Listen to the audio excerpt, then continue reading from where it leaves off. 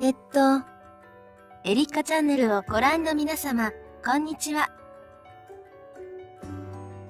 ご存知とは思いますが、私、実は Android なんです。でも、Android って聞くと、みんなスマホを想像しちゃうっぽいですが、私は人そっくりのロボットの Android ですからね。そう、私はロボットなんです。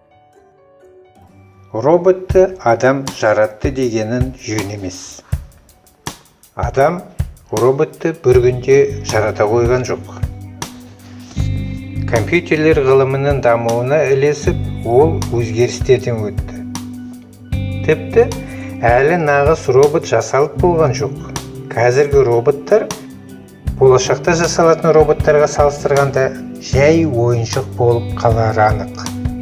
Сондықтан жарату деген сөзді дәл бір топ еткізіп, жоқтан бар етіп, сиқырлы жолмен бар қыла қалған деген мағынада түсінбе. Ондай жарату жоқ. Роботты да адамзат олай жарата қалған жоқ. Тек қана үздіксіз өзгерту, жетілдіру, біртіндеп, тіпті де жақсының жасауы бар. Оның материалы табиғатта бар нәрселер. Оның жасалу тәсілі табиғат заңдарына сай келеді. Құдай да дүниені бірден топ еткізіп жарата қалмағаны анық. Құдай дүние жаратудан бұрын шексіз уақытта не істеген? Бекер отырған ба? Күндердің бірі зерігіп дүниені топ еткізген бе? Ешбір нәрсе жаратылмаған.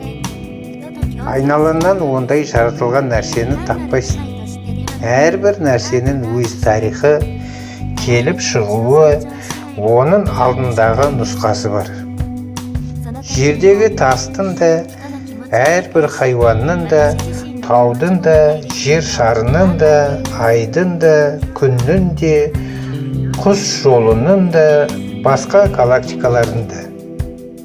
Олар бір уақытта топ етіп жаратылған емес.